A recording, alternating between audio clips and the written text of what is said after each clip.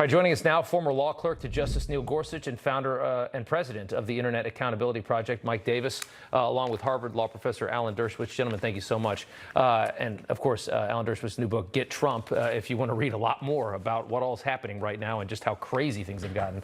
The book right there on your screen. Professor, I want to start with you. What do you make of the assault on executive and attorney-client privilege at the same time that we're seeing right now? It's very dangerous. Look, if a judge rules that if a client lies to his lawyer, the privilege is waived, I have to tell you, I've been doing this 60 years.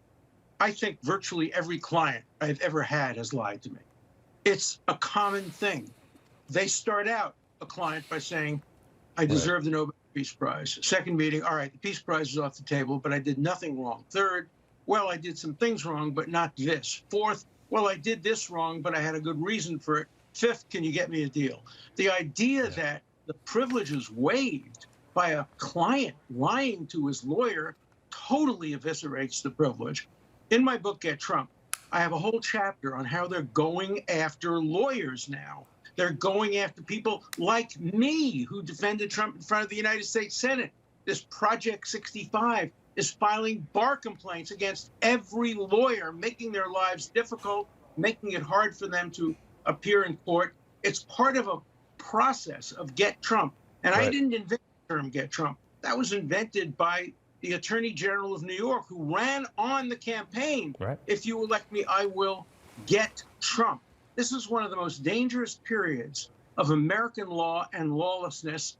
And this prosecution in New York is among the worst abuses I have ever seen. And I documented all in Get Trump. Every single one of the cases against Trump is deeply, deeply flawed. Mike Davis, over to you. I mean, I don't understand how, like he just said, every client lies to their attorney. How can you start removing privileges because of something that happens that everybody knows, especially everybody in the legal world knows happens all the time? How can that not be appealed and just eviscerated in an appeal by somebody with common sense?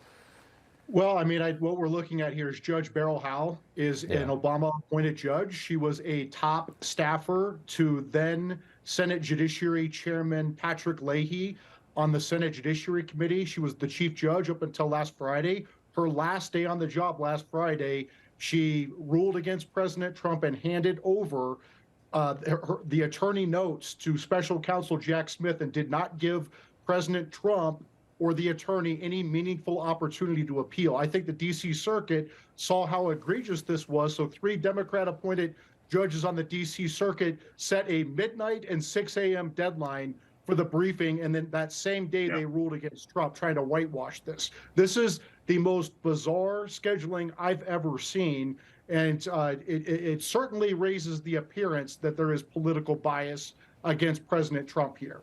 Professor, go ahead. Let me tell you something else.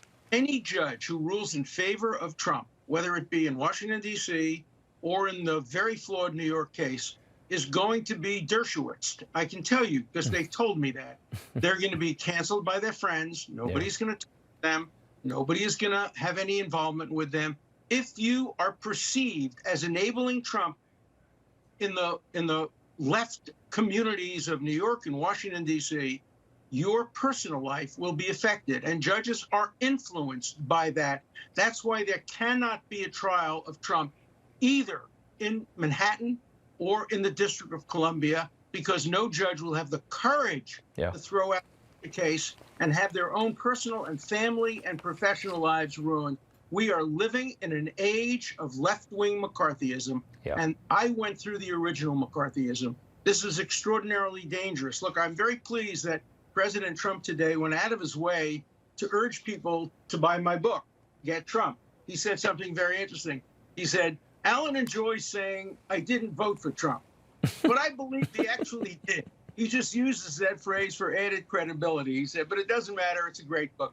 I actually voted against Trump, not saying who I'm going to vote for or against the next time.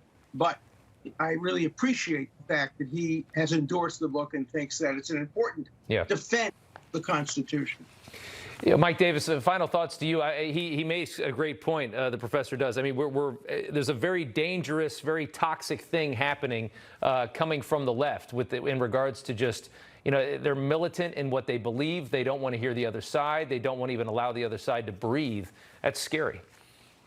This is part of a concerted Democrat effort to get Trump. They fear they can't beat him in the polls, so they simply are going to indict him. We see this with Alvin Bragg, George Soros funded Alvin Bragg in New York. We see this with Fulton County Democrat DA Fannie Willis. We see this with the Garland special counsel Jack Schmitt. They're investigating non-crimes here in all three cases. They're going to come up with some process crime because they're going to get Trump no matter what. It's going to backfire. It's going to guarantee that President Trump is back in the White House.